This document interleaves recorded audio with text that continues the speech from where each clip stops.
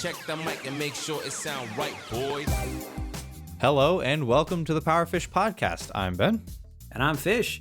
And today we're going to be taking a look at Reddit, and specifically the r/ChangeMyView subreddit. We got a lot of topics we're going to cover. For one, the statistical probability of aliens, why the WWE is awesome, and and why hating men is okay. Right. And much, much more that we will get into. Hope y'all enjoy. All right. Well, let's start with what's a spicy one. Skinnier people are happier. Change my view. That's an interesting premise right off the bat. Because listen, I would not classify myself as a skinny people, but I tend to be happy. So I would say I am. I would still put myself in skinny. I used to be way skinnier than I am now, but I would still say I am skinny. You're just like, you're not fat. You're just like bloated sometimes. Bloated? Because you have a pizza addiction. That's a fair assessment. All right. Change my view. Skinnier people are happier. I'm envious and happy for big people that seem really confident and content with their size. However, I believe once I hit my goal weight, I will not only be happier, but also not only healthier, but happier. I'm not saying big people can't be happy or skinny people can't be sad. I believe generally smaller people have less emotional issues. Most people are disgusted and disappointed if I'm ever this honest in real life. Understandably, I'd say. I understand body positivity, and yes, you should be happy with yourself at all times. I actually don't agree with that statement. Irregardless, I'm going to strive for my weight loss goal by any means necessary because I expect to be much happier. Okay, so this guy is coming from the perspective of being overweight currently. Right. And he's writing this. Skinnier people are happier. Right. I've never been as big as you are currently, and you've never been as small as I am currently. So I'd say we have good perspectives on this between the two of us. Right. I don't necessarily agree skinnier people are happier. I don't think, as a general sense, if you take 8 billion people in the world and averaged them out on who's happier and who's not, I don't think skinnier people I don't think skinnier people would be happier in general. Not on a big scale anyway. On a big scale. Got him. No, like, and that's the thing, is mental health is not a size dependent factor. There are things that but size can be a factor in mental health. Correct. But it's not. It's a question of what comes from what. Does being fat make you depressed, or does being depressed contribute to overweightness? In that kind of sense. I don't think that. But at the same time, I don't think it's necessarily intrinsically intertwined. Like No. I don't think that just because you're overweight means you are unhappy, or really indicates all that much about you as a person. There's still much more to your character that contributes to your overall mental well-being. And on the flip side of that, a thin person can be just as equally depressed or more depressed, just for other reasons. Right. Or for the same reasons. Body dysmorphia. Okay, so let's assume a completely impossible scenario here. Mental health problems, let's say they're all controlled. We get a group of people, a large group of people. Everyone is of equal mental health when it comes to outside factors. Then would you say skinnier people are happier than fat people? I think it depends on what the goals of the person is. So, like, if this guy posting clearly has a goal to be skinnier, and he is under the assumption that he will be happier. Well, like, I guess I mean more from a perspective of, like, what makes you happy as a person? Does going outside and being in nature and going on long walks and being active, does that make you happy? If you're a massively overweight person, those actions are going to be more difficult, which I could easily see making somebody less happy. But if that has nothing to do with your goals, and your goals are your idea of happiness is on your days off, you sit around and play video games with your buddies, I don't think your weight is necessarily really contributing to unhappiness in that idea necessarily. Right. So I think we would then determine that weight is a non-factor. Right. Unless it is, I say as a blanket statement in general, weight is probably a non-factor unless it is on an individual level, like you are morbidly obese or you are anorexic. Right. Well, I mean, I think this commenter kind of hits it on the head here. Shoddy Commission 12 says, this is part of their comment, it sounds like your self-esteem is all wrapped up in your body image. And that's a good point. Yeah. Because that's particular to this person. Not everybody has that issue. A lot of people have that issue. Not everybody does. Right. You know, not everybody equates their self-worth to their own acceptance of their own body or other people's acceptance of their body. Yeah. If your body is a separate factor from your self-esteem and it doesn't hinder your life goals, then I could easily see how it would not contribute to a mental issue as much. One thing as this person he did, yeah, I agree with that. One thing he did say though is, I understand body positivity, and yes, you should be happy with yourself at all times. I don't agree with that.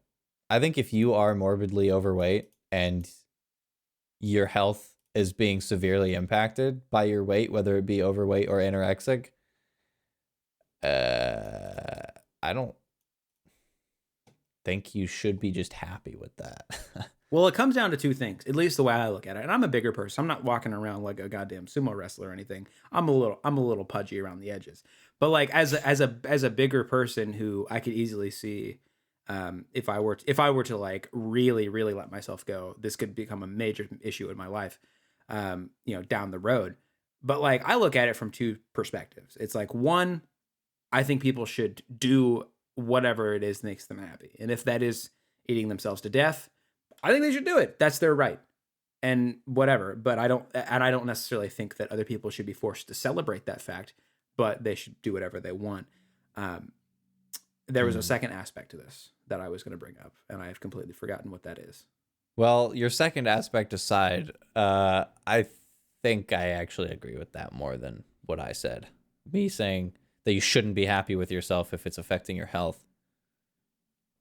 I agree more with what you said. If you don't care, then that's your right.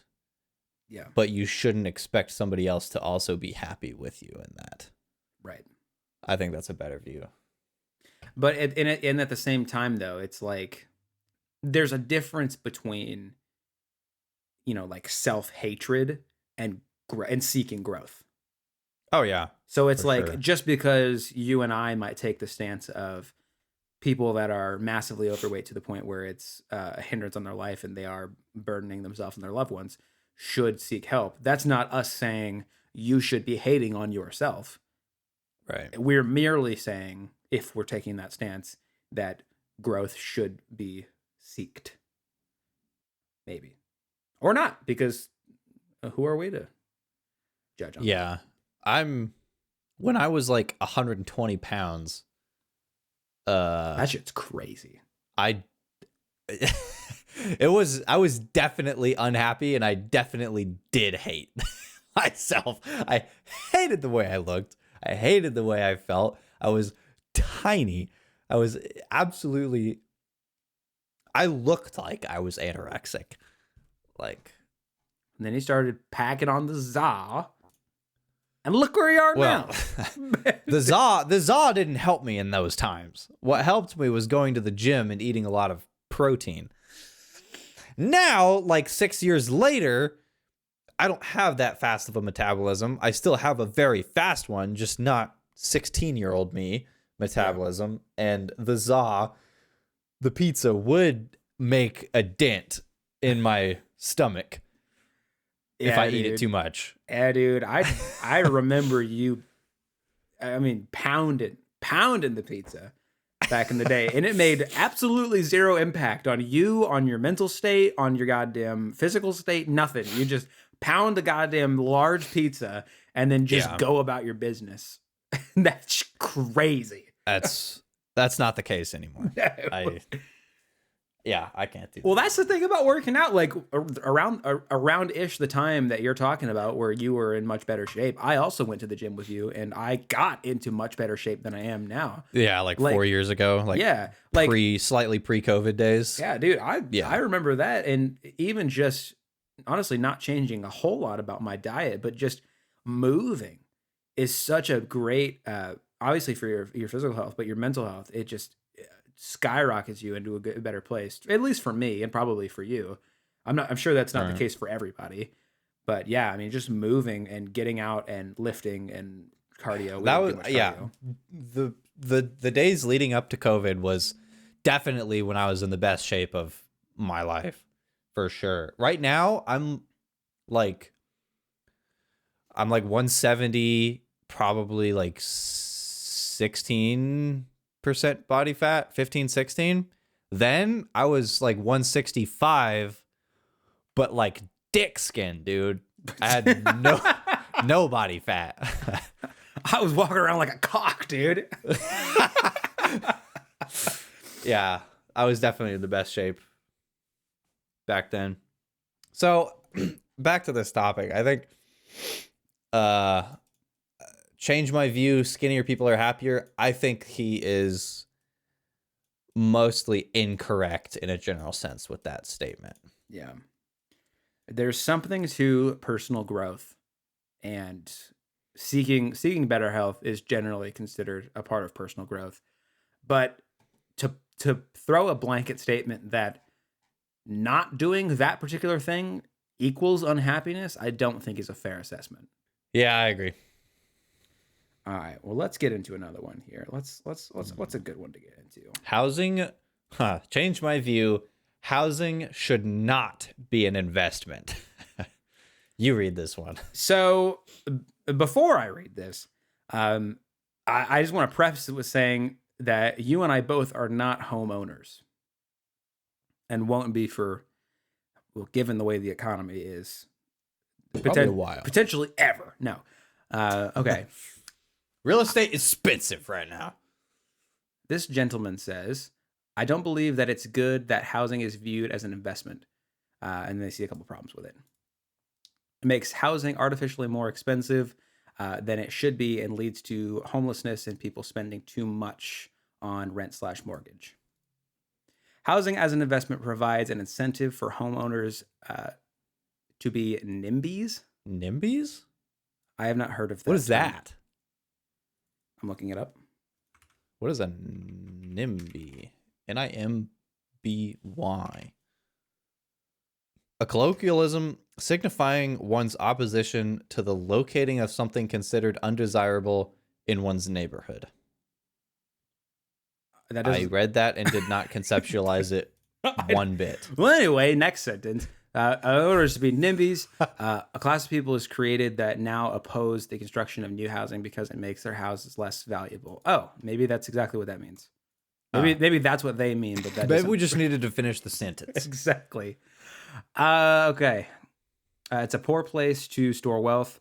Having wealth tied up in housing isn't economically productive. Would it be better for the economy if your house cost $50K or $500K? If it was only $50K, you would diversify your wealth. You could buy bonds. Basically, you could invest in more stocks if your house was cheaper. I'm not saying that all housing should cost the same.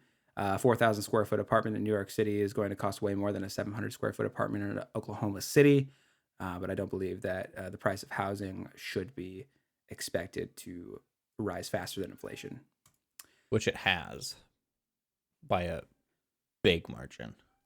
While his first point of this makes housing artificially more expensive than it should be and leads to homelessness and people spending too much money on rent mortgage. What's the alternative? How do you? I mean, there's it's so is my initial question that I thought of when I was reading this was, how do you control this? Like, what somebody has to settle for this, and it's generally people that own property. How is this going? How would this be facilitated? I mean, this is just a investment aside. This is just like supply and demand. And Right. it like the demand for real estate right now is through the roof, and the supply is not there. Therefore, price go up. That's I feel like you're getting into such a freaking rabbit hole if you're trying to find a solution or a structure to change that.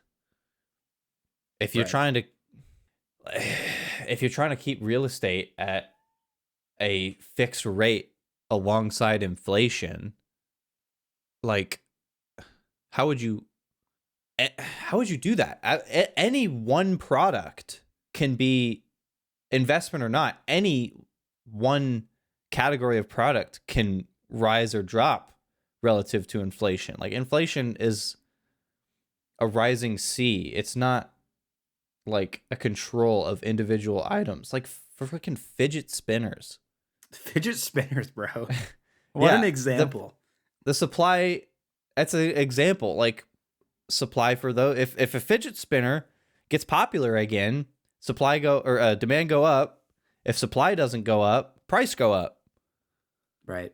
Like inflation has no say on that. I don't think this is any different with housing. Right. Well, let's kind of zoom out a little bit, honestly. I think we're kind of getting a little bit into the nitty-gritty of this, a little too much right off the bat. I think what he's saying, I guess maybe I took it the wrong direction. He's not saying necessarily that the solution is the price of housing comes down. It's that the buyers view housing differently, and therefore would be more unwilling to spend as much on housing, and therefore the price would have to come down Because the demand would becomes go down. non-existent. Yeah. So I think that's kind of their solution is because when people see it as an investment, they're willing to spend more on it. Okay. Because inflation. Right. And it's in his third point, he says it's a poor place to store wealth. Having wealth tied up in housing isn't economically productive. Would it be better for the economy if your house cost $50K or $500? If it was only $50K, you could diversify your wealth in other investments like stocks, bonds, wherever. Right. I see this as he just said two separate things in my head. He said two things. Having wealth tied up in housing isn't economically productive. That's one statement. And then another statement is it's a poor place to store wealth. That's two separate concepts to me, because housing absolutely is a good place to store wealth because it's proven to generate more wealth at the time of selling.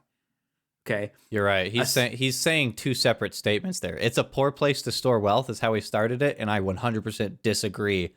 But having wealth tied up, technically, I guess if you're spending less on a house, that is more money to inject into the economy via spending other places, I guess.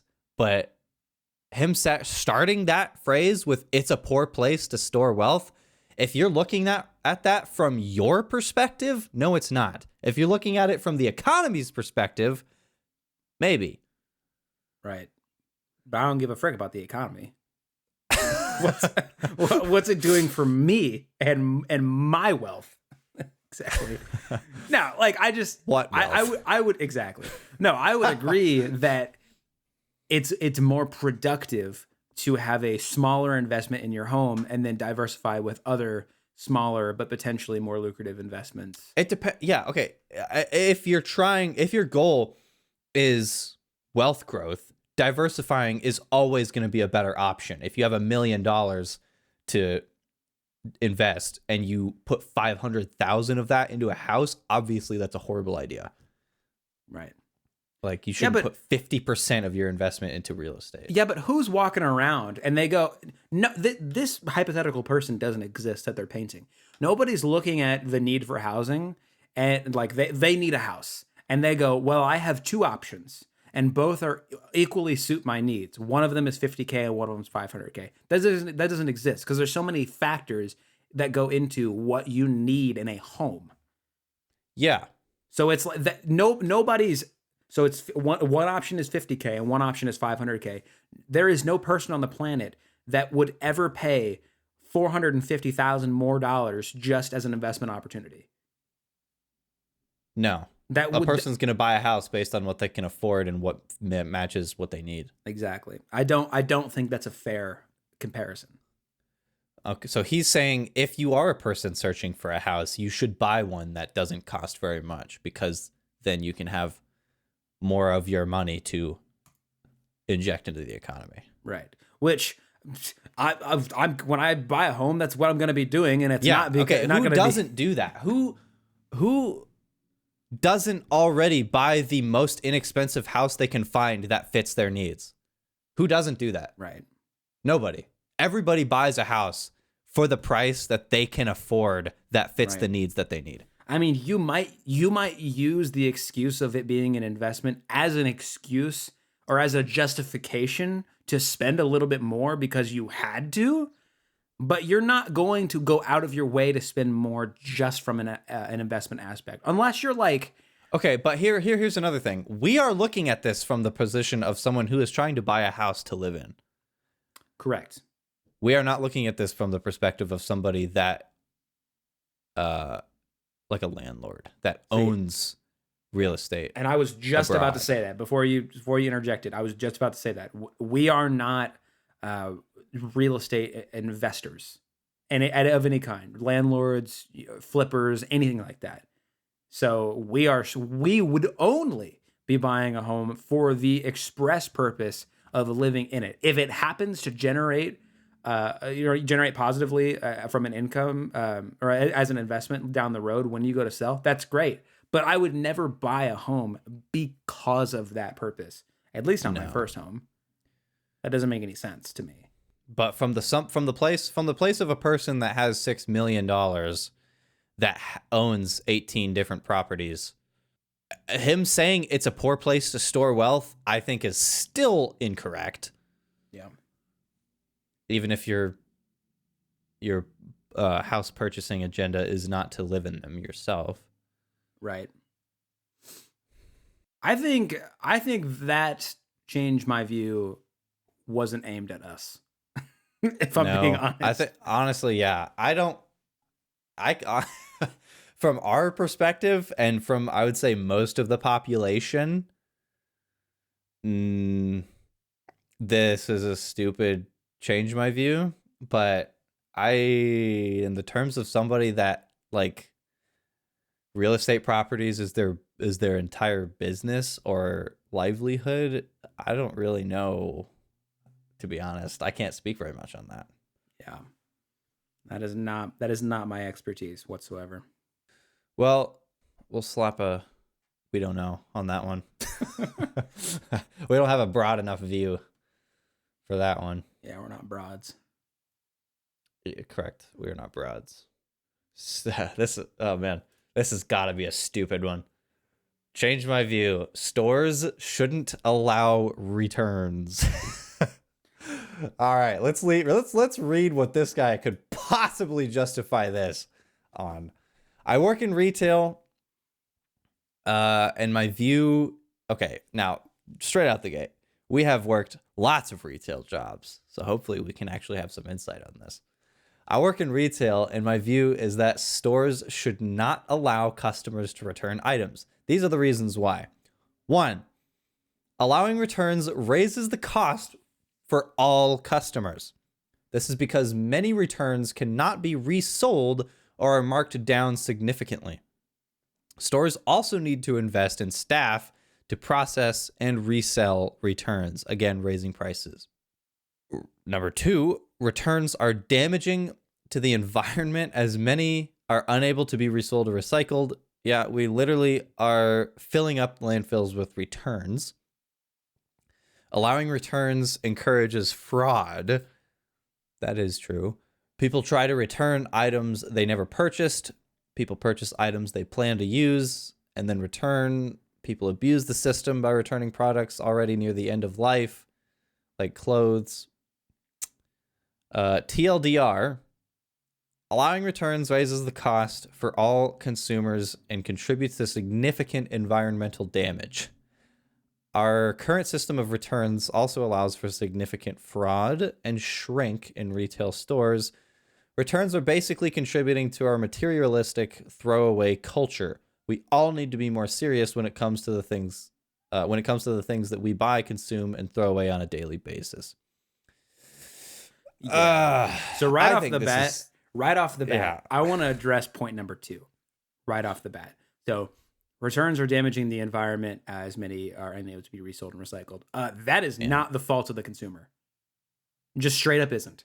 No. That is Also, returns, when it comes to landfills, returns, like just product returns, are probably a tiny fraction of what a landfill is. right. If you have a problem with landfills, you need to be focusing on a lot more bigger things than product returns. Like I will agree in that companies should do more at minimizing waste. I think most people would agree with that from an environmental impact stance. I don't think companies should be allowed to just take a return and just throw it in the dumpster, because I agree, that's not good. But the solution to that problem is not no more returns. The solution to that problem is, hey, companies, don't throw away perfectly good products. Or if they, well, here's an alternative to that. If the customer is trying to return something that has, let's just say it's got a really good warranty on it, but they're returning it and it's borderline useless. Like, this happened actually at Dick's Sporting Goods. This happened a lot. A pair of shoes. Sometimes people would return damaged, very dirty, washed, whatever it is, shoes that obviously can't be resold. Right. And our lovely store manager at the time took these returns, even though I didn't want to take these returns. He took a lot of them, and every time he would throw them in the dumpster. He would actually get a pair of scissors and cut up the shoes so that dumpster divers, if they were to get them, they would get cut up shoes instead of just dirty, washed, beaten, or worn down shoes. I thought that was incredibly stupid. Yeah. But he cut up the shoes and then he threw them in the dumpster. So the alternative is, if we didn't take it, the customer keeps it and throws it in their trash, and it ends up in the same place anyway. Yeah. I just think, like, if you're a company like that and your procedure is to just throw them away, why don't instead you put them in a separate bag and donate it? Or maybe there could be a system in place where, I don't know, I don't fucking know. There's ways that a company would not need to throw away product. And also, him saying stores in general, he might be right when it comes to certain stores, but blanket statement, just all stores, all retail, that's not. I will say, as far as like my job goes, so when there is returns on furniture, it's interesting. So that shit does not get thrown away. And if they place an order online and then it gets returned at the store, we don't even get to ship it back to the warehouse. It has to stay on our floor to be sold. It's interesting. Like, what if it's damaged? I would assume it gets recycled at that point. That I don't know, because there are like warranties and protection plans that go into place to repair those things. I don't know what happens if, well, first of all, you can't take a damaged return. You just straight up can't. Okay. But as So far you don't. Okay. but as far as warranties go, that shit would get replaced or fixed. I don't know what if it gets replaced. I don't know what the original product's done with. That might get thrown away, but that's between them and the manufacturer at that point. I've got no idea on that. But there are some like protection against that. Like, so one thing, just to control overflow of returns, because shit gets returned a lot, is that if it's a special order, so like if somebody special orders something in a special fabric, they are not allowed to return it. They're just straight up not allowed. Because the shit that gets special returned oftentimes is not desirable to most people.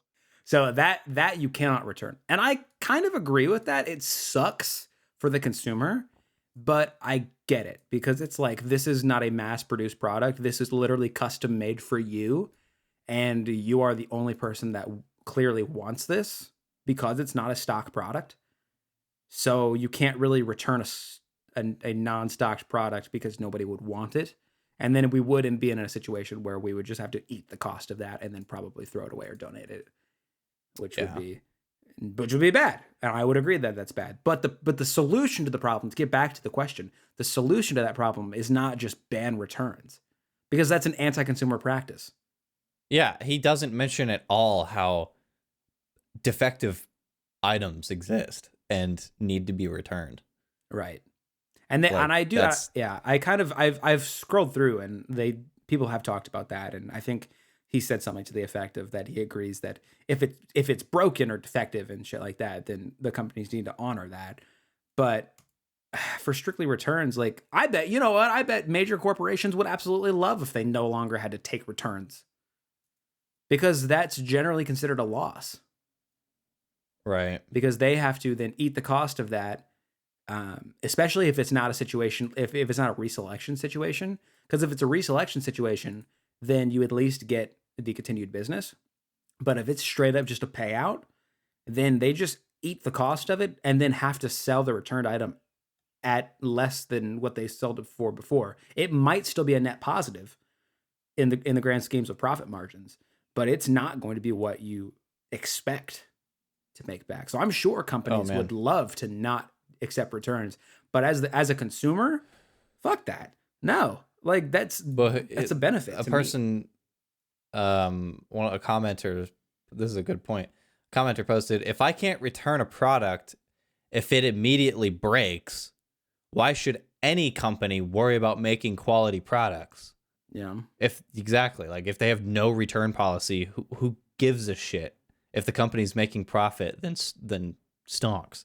The guy replied, this guy is really short-sighted. He replied saying, maybe it would make you consider the purchase more carefully and even trade up to a more quality product if you have more confidence in.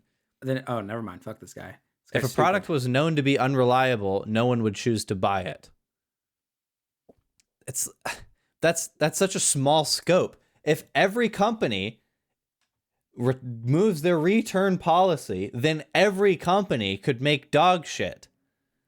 And also, basically, what you're saying is, fuck you to all the guys that bought a product when it first came out and nobody knew about its quality or whatever yet, and then they got a bad product that's defective, and then basically just like, oh, fuck you. That's what you get for being an early adopter, loser. Like, that's not good. I think we've determined that this guy is stupid. Bad take. Yeah, I'm bad take. I'm calling bad take on that for sure. So I want to get into a question that's kind of relevant actually, since WrestleMania just happened. And now I don't follow professional wrestling at all, and I don't believe you do. I don't believe you do either. But this is the Change My View. Saying, don't they know wrestling is fake or something similar is way more embarrassing than liking professional wrestling. There's this post is absolutely massive, so I'm going to kind of straight out of the gate, they already assume that if you like professional wrestling, that's embarrassing. Right. Straight out of the gate, they just assume that to be a universal truth, which is not. So the TLDR of this, there's no actual TLDR, but this post is massive, and I'm not going to read it all the way through. Basically, and it's kind of obvious by the title. What they're saying is, people that complain about professional wrestling is it's a stupid thing to complain about because it's obviously fake, and it's more embarrassing to take that stance than to just like something for what it is. And like, I don't know how you feel about professional wrestling. I've definitely kind of looked into it a little bit more since WrestleMania came out, and I've followed some podcasts that have been talking about it. It's kind of interesting, like as an entertainment. I don't know what your level of engagement with like the WWE is. Very little. All I know is that The Rock was in it. The Rock was in it. John Cena.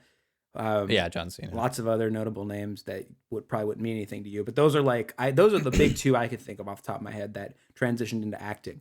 And there's a reason they transitioned into acting. It's because their job in WWE was largely acting and improv. Yeah. Nobody's claiming that the WWE is like a real sport. Or if they do, I don't think I've ever heard anybody that actually believes that it's real. So I've always understood it to just be like a given thing. Like this is an act for entertainment. So like I used to feel like years ago, I used to look at WWE and go, oh, that's not even a real sport. That's stupid.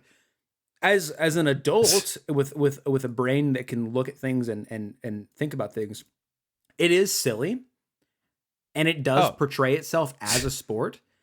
It's clearly, I just recently watched a match between The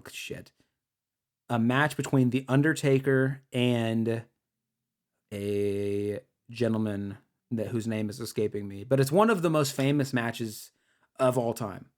And what happens in this, and this is a great demonstration for that, just because something is scripted, it doesn't mean it's a sport, because it's not a sport, because there's no sporting aspect to it. But just because something is scripted doesn't take away its impressiveness, right?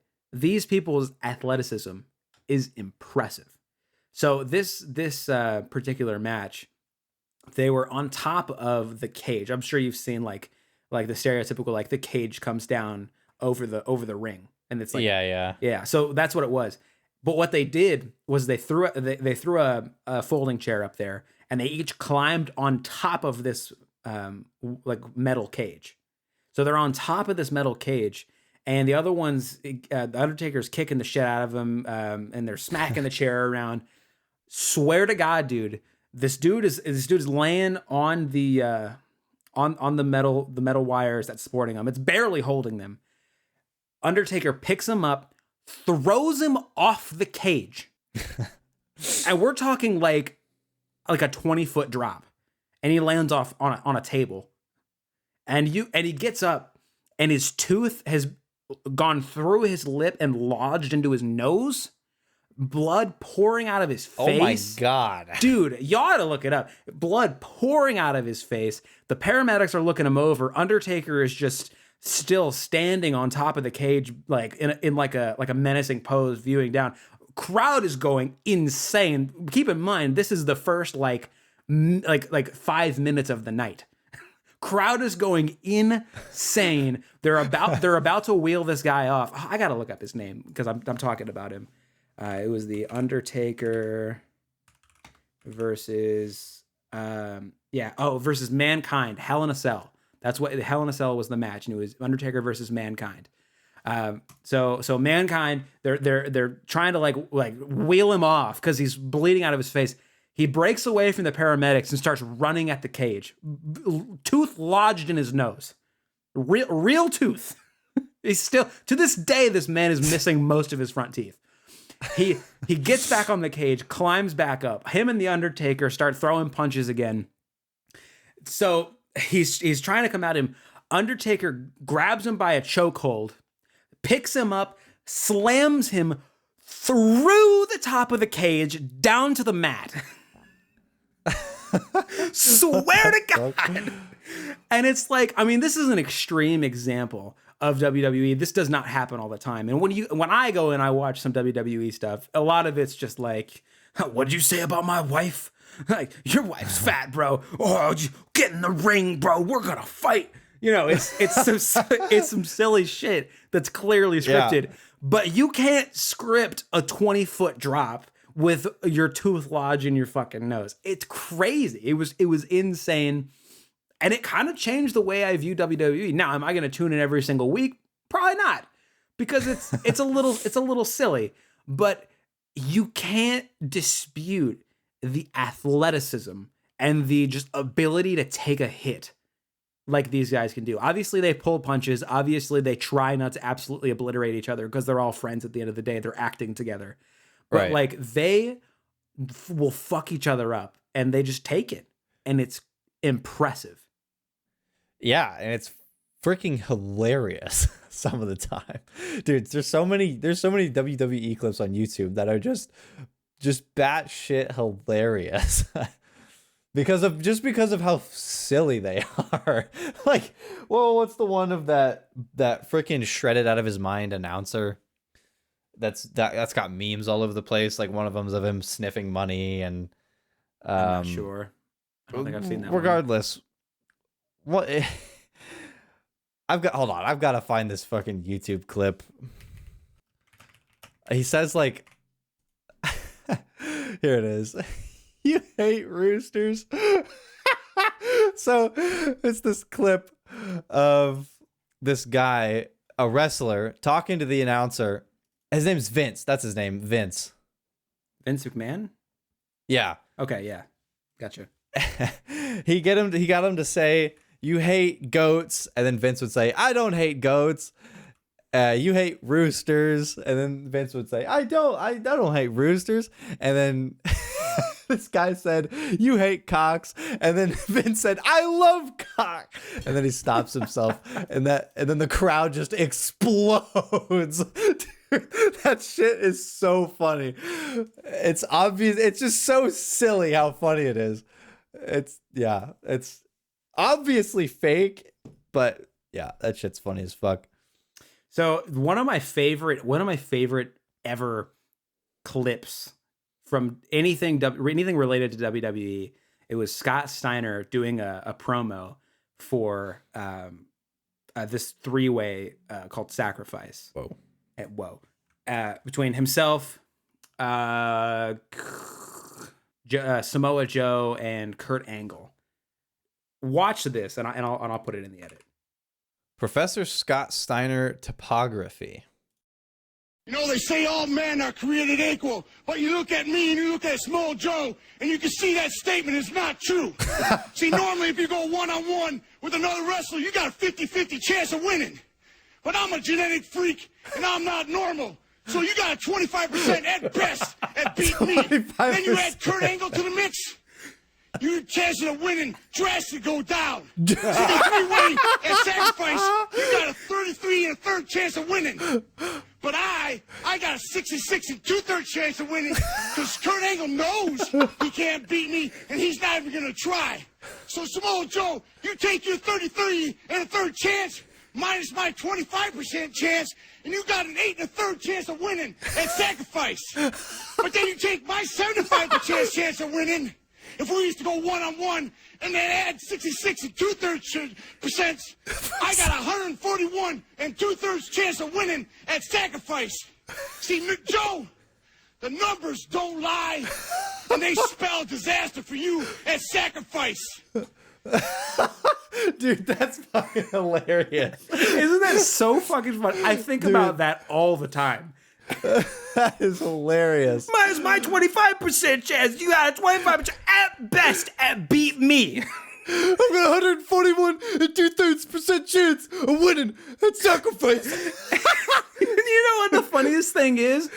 Fucking What? Samoa Joe with his 8 1/3 chance of winning, 8 1/3% chance of winning, beat His 8 1/3 chance winning, and the other guy's 141 and 2/3 chance of winning. And Samoa Joe won that. Oh, really? Yeah. That's hilarious. I fucking love that video. But that just goes to show you, like, it's clearly absurd. It's clearly a joke.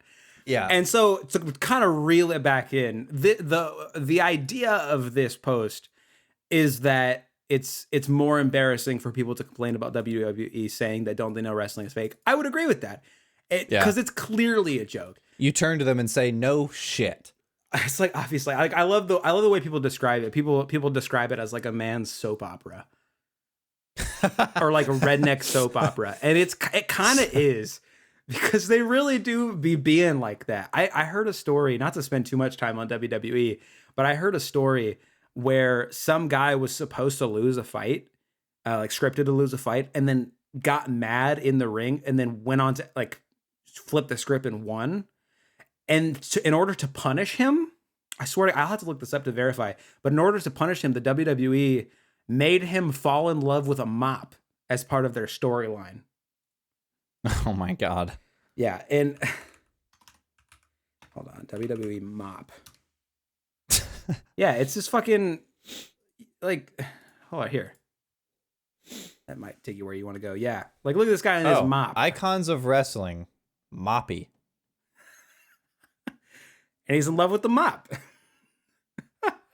He looks like a guy who would be in love with a mop. But all of that was just as a way to punish him for going on to win that fight. And it just goes to show you that it's all scripted. It's obviously just hilarious. Height, half that of a regular mop. Weight, surprisingly heavy. Fun fact, despite being a mop, Moppy was not a virgin. Oh, shit. Well, I'd have to agree with this guy. I would also agree. WWE is silly, but it's... Saying, don't you know it's fake, is just stupid. It is stupid. Everybody knows it's fake. Ooh, this is a tough one. Change my view. Religion is making the world more homophobic. Talk about a controversial subject. What a statement that is. Let's read his justification here. Why exactly starts with a question. Why exactly are religious people following rules from a book from thousands of years ago? He might just straight up attack Christianity or religion. Okay, well, not all religions follow a book from thousands of years ago, but let's continue. There could have been random ass people from very long ago who just decided one day to write the Bible. Our society has evolved. Women weren't able to vote not too long ago, but today they can. So why are so many people following rules in a fantasy book that was written too long ago? Things that used to be acceptable thousands of years ago wouldn't be acceptable today. Can we, for example, talk about the homophobia in religions? Religion basically promotes the idea that being gay is a choice, because in Christianity, you're not allowed to be gay from what I've read so far. It's a sin. So the religion basically forces gay people to only be in relationships with people of the opposite gender, and we're all just accepting of this, LOL, as if this isn't disgusting and notebook homophobia. What's the justification here? I really want to hear. Here spelled incorrectly. Here spelled HERE. So, like, I think that says all you need to know. Yeah, exactly. There's so much wrong with this. Yeah, what made me laugh the most is written too long ago. Too long ago. Yeah, it's as if the age of something written invalidates it by necessity. Obviously, new things come out, new ideas come out, and scientific breakthroughs, which can invalidate something. But just because something was written a long time ago doesn't mean it is inherently invalid.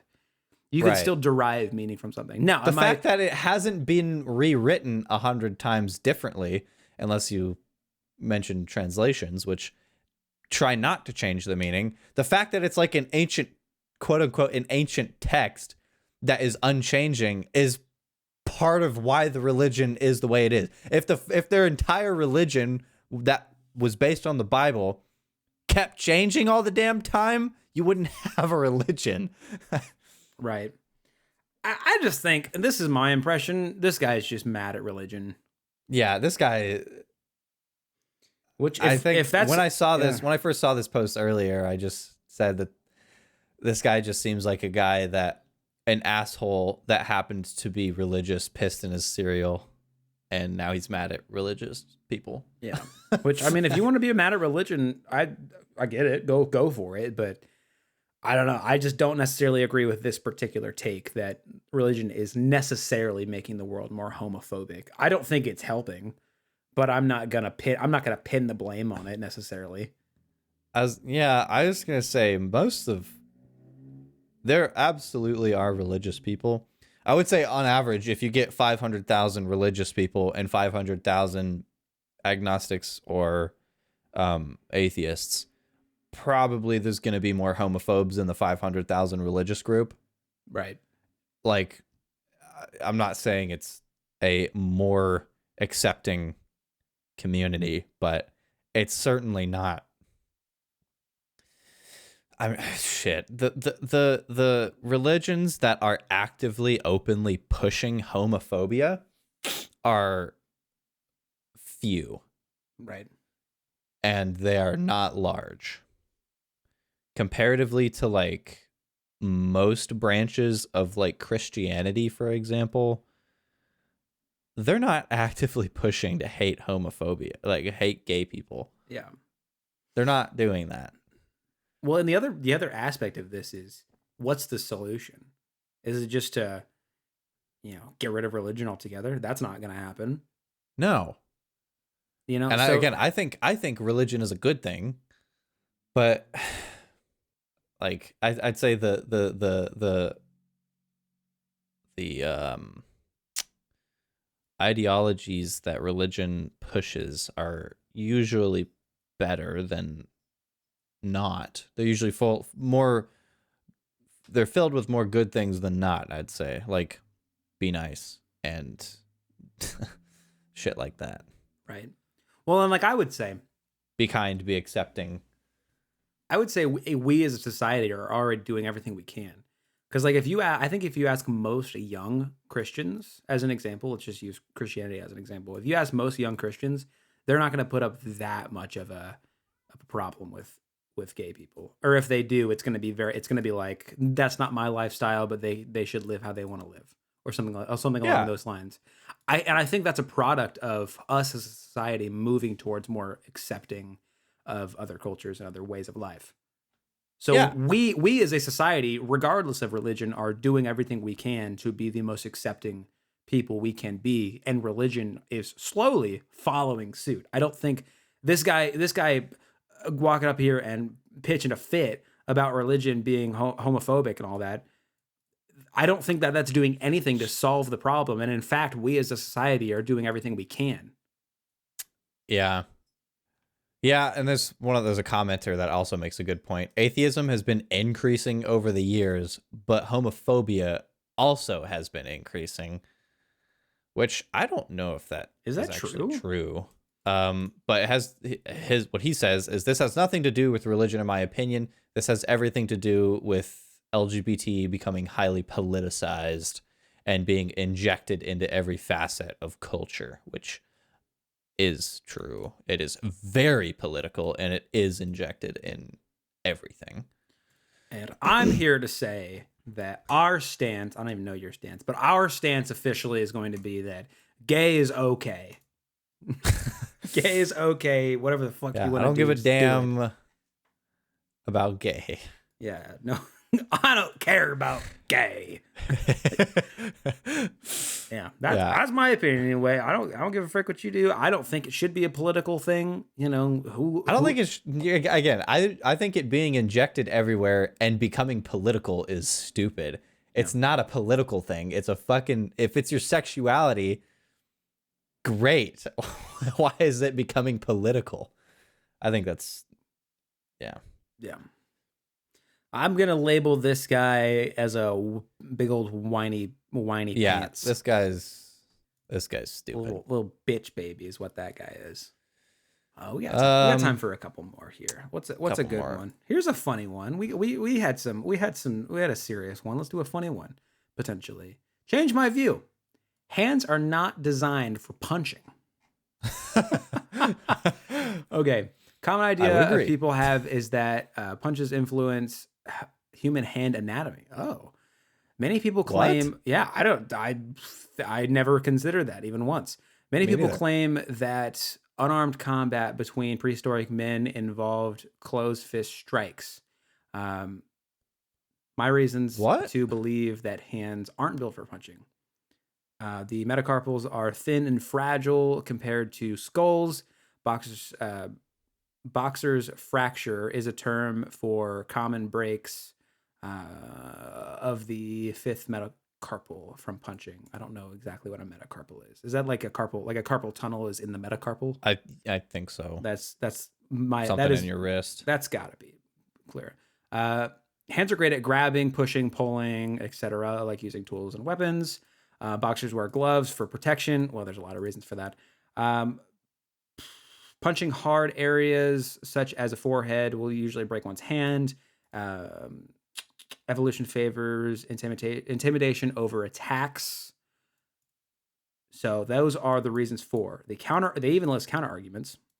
So these are the counter arguments for this. Would be somebody arguing that hands have evolved to be used for punching. Compared to primates, human hands are more efficient at making a fist.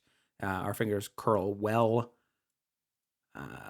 Human foreheads being resistant against punches doesn't invalidate closed hand striking. Foreheads evolved to defend the brain against punches.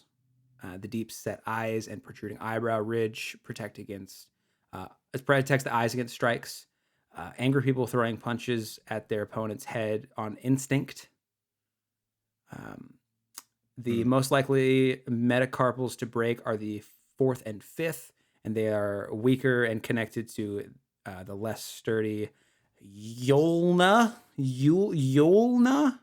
Ulna? What is an ulna? I don't know. Awesome. Moving on. Punches should be within the second and third metacarpals. People should never hit a strong forehead or elbows, even with glove protection. Target weak parts of the body, such as the liver, the nose, and the jaw. Okay. That was kind of long, but I kind of want to backtrack a little bit. I've never heard of the idea of hands being evolved for punching. I've never ever heard of that either.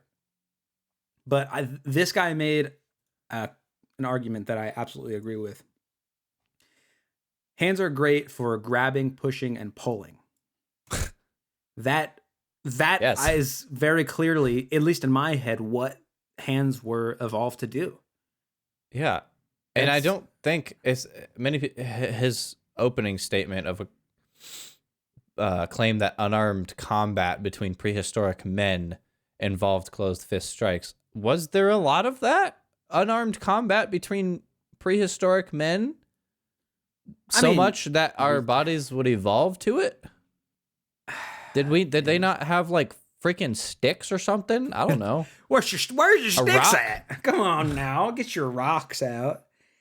Yeah, I don't know about that, but I don't know. I think while I think it is very easy for a human to make a fist, I don't think that indicates that is what the evolution is geared towards. I think it's just a byproduct of grabbing. Because what is making a fist than just grabbing but nothing? Curling your fist into a ball is essentially just grabbing something in a way. Right. So it's like it's kind of the same motion. We are evolved to grab and push and pull and make and tinker with. And part of that is being able to curl your hand into a fist like shape and then jab at your opponents. And hands are weak. That's the other thing. Hands are weak. I don't know if that's a product of the last several centuries where maybe hand-to-hand combat isn't as common and maybe just those features have weakened just naturally. Or maybe we're just a bunch of bitch babies now. I don't know.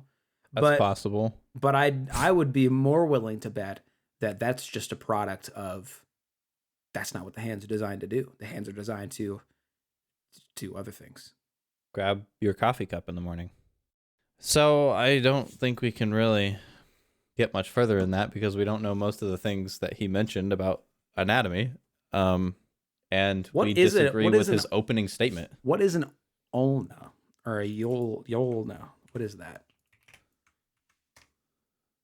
The ulna is one of the two forearm-long bones that, in conjunction with the radius, make up the antebrachium.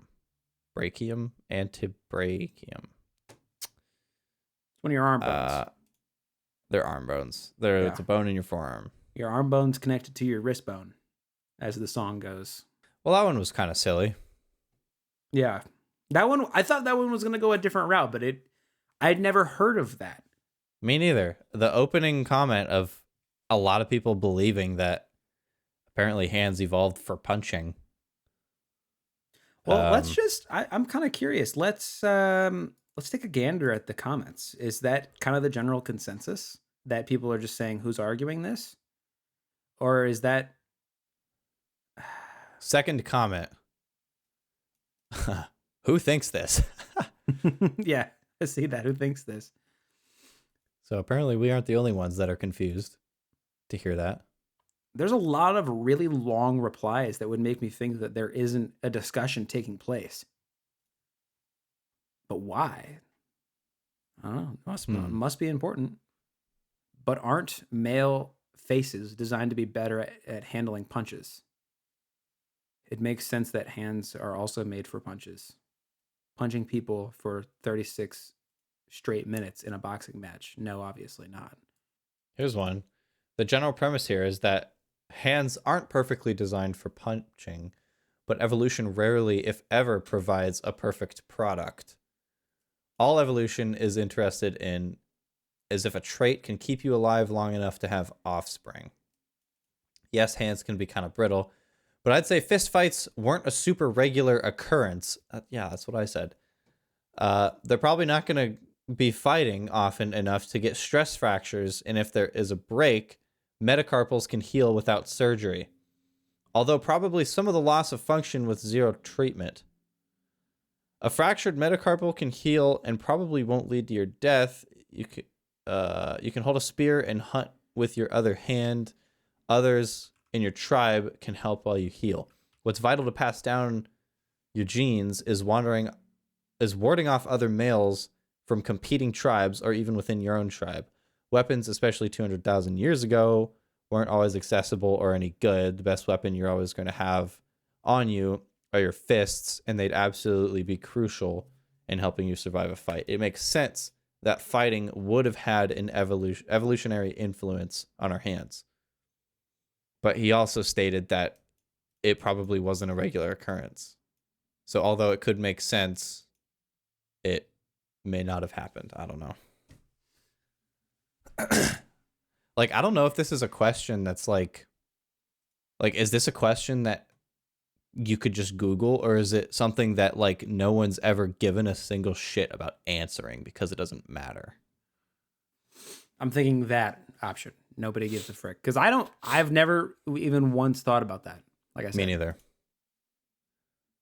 Well, let's why don't you pick us out another one? What's another good one? I think we got time for saying one more. I hate all men doesn't make sense. Change my view.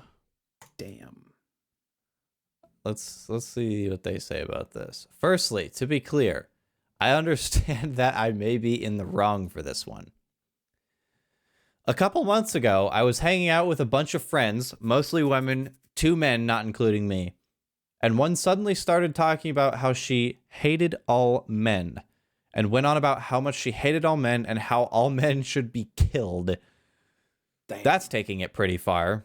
I have said, I'm not reading this post anymore, by the way. This is me speaking. I have said, I hate women. I've said that before. When I hear a woman say, I hate men, I assume that they mean it in the same way that I would say I hate women, which is I don't hate their entire gender. It's just like if a woman does something that is typically a more womanly thing to do, that I don't know, causes an inconvenience to me or something stupid, I'll just say I hate women. Which is definitely overblowing it. And I would assume if a dude, like, if like a common thing men do is what I would describe as actual mansplaining is they go off on something, over explain something that either one doesn't matter, or two, the woman clearly isn't interested, or three, it's probably something you should keep to yourself. One of those three. I think mansplaining gets over blanketed as a term, but if a guy is actually doing that, I would expect a woman to say the term like, "Oh, I hate men," because that's something a man would do. Right. But she obviously doesn't hate the entire gender species. That's what I'm assuming when I hear a woman say that. So I don't take offense. But with this guy, let's just keep reading this. While I understand that there are a lot of bad or evil men, and lots of / all the men she had interacted with might be part of that group, but that can't mean everyone is. Sounds to me like this guy is taking the phrase 100% literally. Right. I then said, confused, isn't that too much of a generalization? And there's got to be, an adjective before men, right?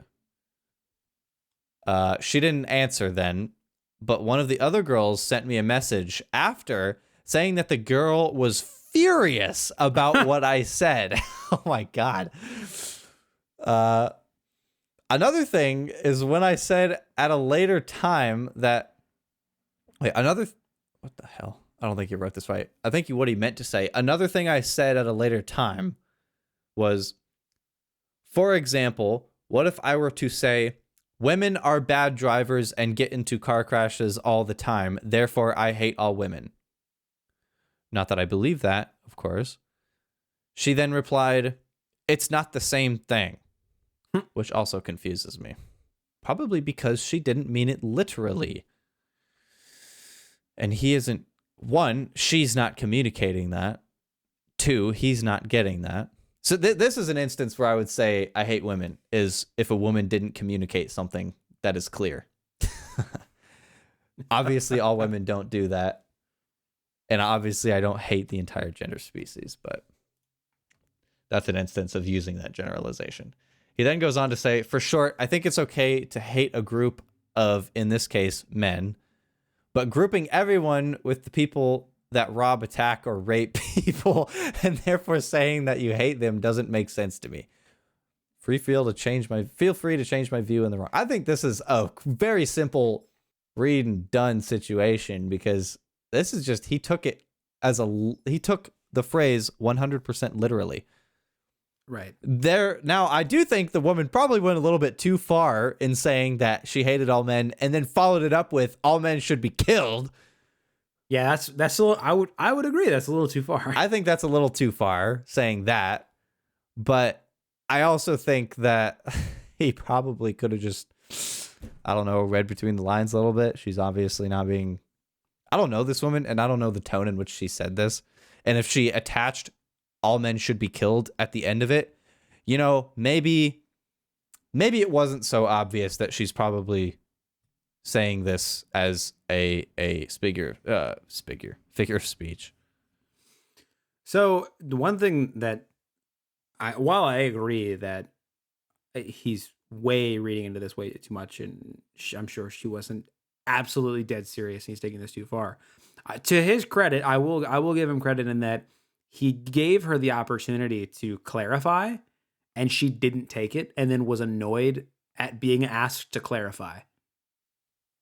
Which kind of annoyed me, because like he said, like, well, shouldn't there be an adjective before that? Don't you hate a certain kind of man? And she's just like, ugh, and then just like ignored it, and then was mad later.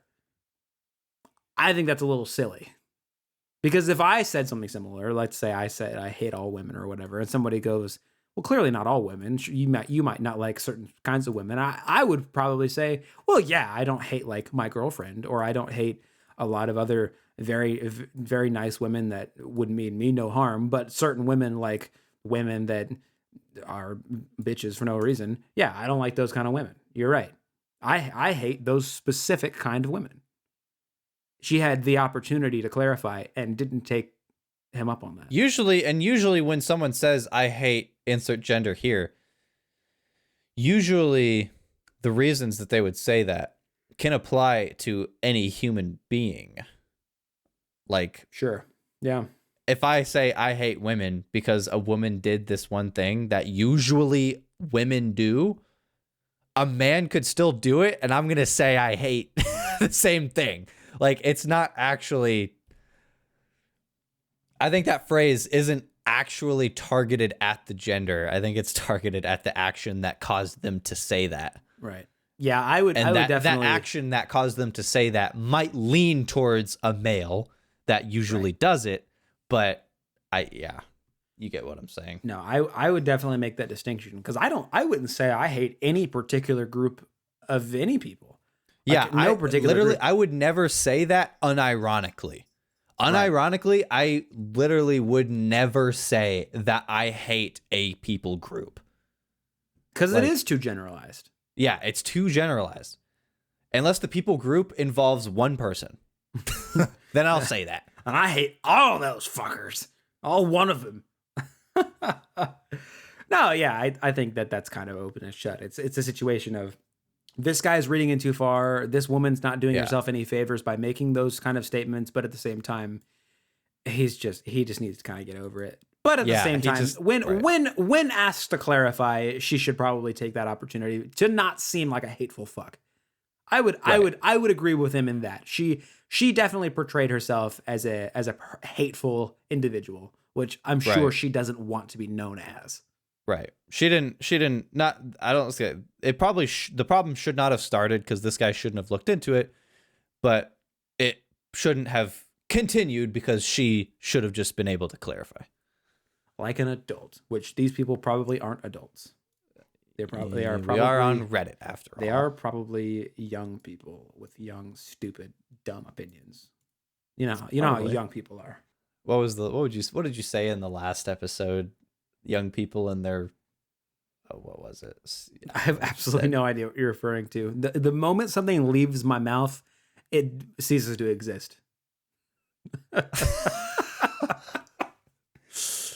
So if you had a goddamn dick in your mouth, That's what I'm trying to say. and it was removed, It's goddamn. that guy wouldn't have a dick no more. No, that's why I can't get a man, because nobody.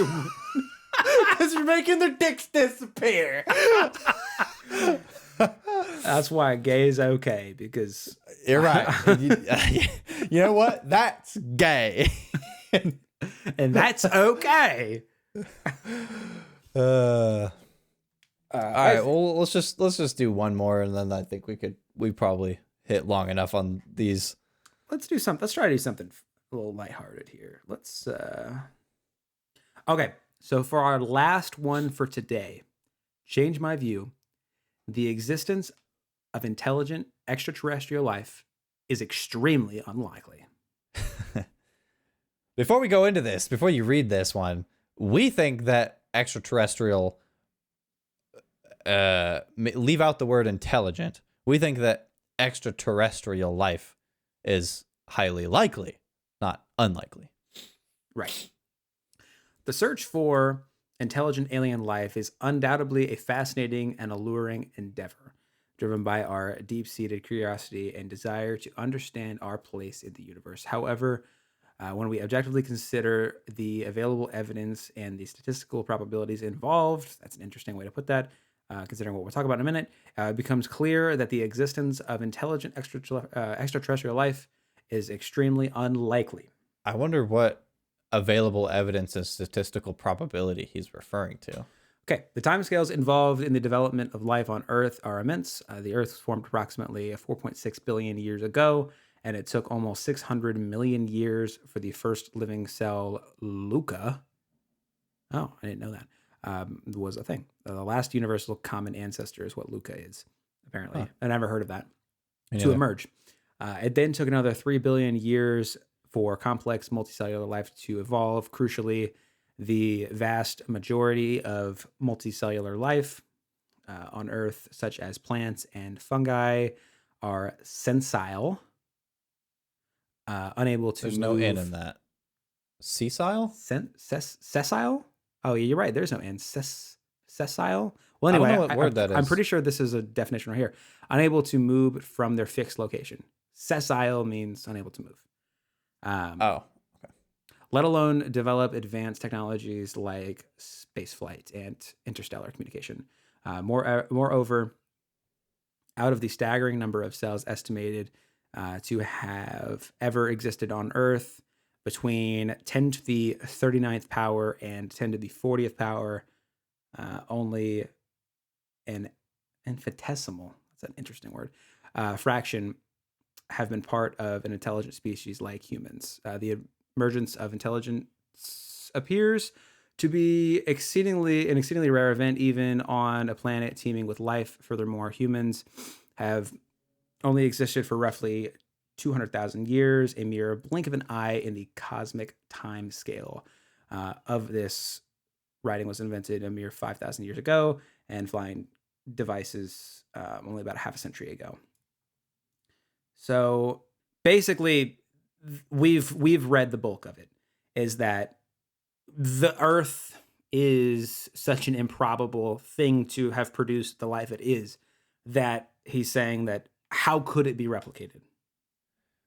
I understand that, but over the course of literal billions of more planets, something that is, in his own words, fuck I was saying that was a difficult word. Infinitesimally, I'm trying to say it with the ly at the end. I can say infinitesimal, but infinitesimally, there we go. Something that is infinitesimally small over the course of billions of planets can happen a lot of times. Right.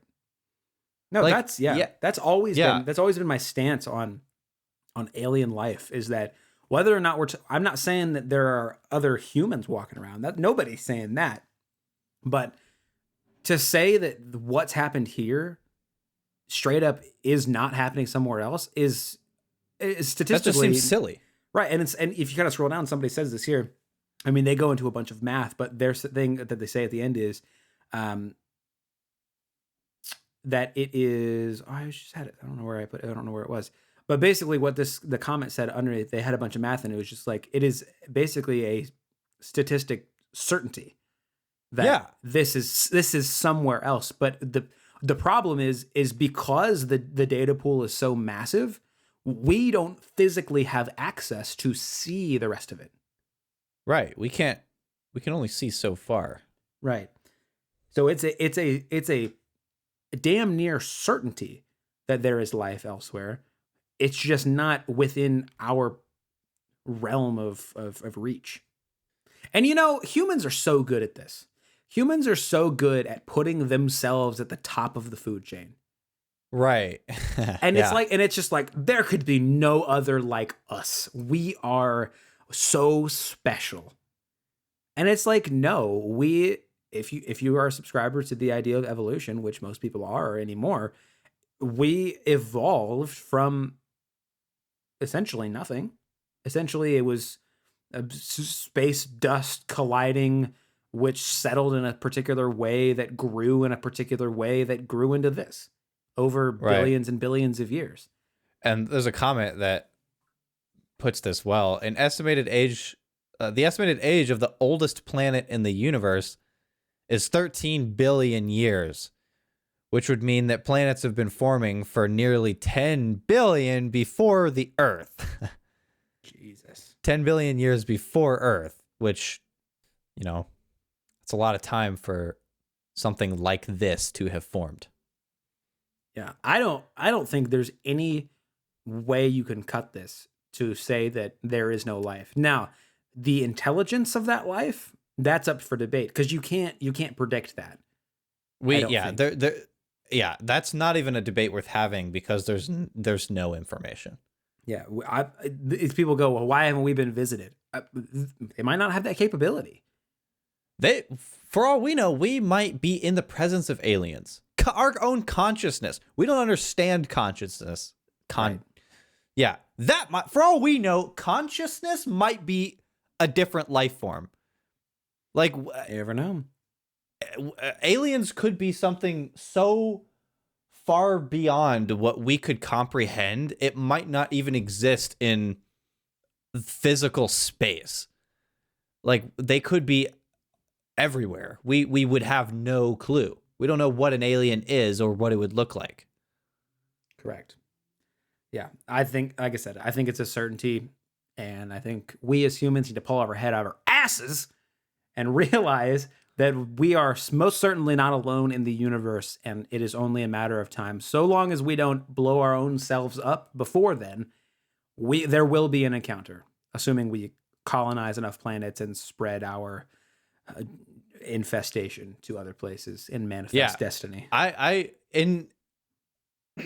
Assuming we don't kill ourselves, which unfortunately is a real probability from multiple sources, whether we nuke ourselves or burn up our own atmosphere or whatever, it happens to happen.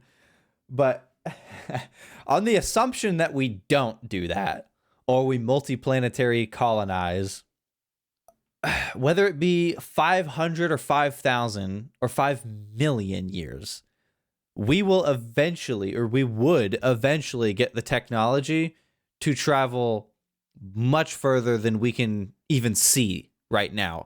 And I think whether we visit or get visited, I believe, again, assuming we don't wipe ourselves out, the technology eventually would come around to where we could find other life. Right. Yeah. Him saying that when we objectively consider the available evidence and the statistical probabilities involved, and then coming to this conclusion means he has not objectively considered the available evidence and the statistical probabilities involved. Yeah, no. When you consider the statistics and evidence involved, you actually come to the opposite conclusion. Right. Which is interesting. Well, let's wrap this up. I'm getting exhausted from Reddit Change My Views. A lot of stupid people, a lot of genuine opinions. Indeed. They are. I would say most of it was freaking stupid people. But it sparked interesting discussions around stupid people. And you know what? When you get stupid people to buy things, that's called business. That's called stonks, bro. We're on the right track. Okay, well, I think we're going to do more of this Reddit stuff because it's freaking hilarious. There's some other subreddits that we want to review and talk about. Am I the Asshole being one of them? That's actually pretty popular around things like TikTok. So, yeah, we'll get into it and we'll see you next week. See ya.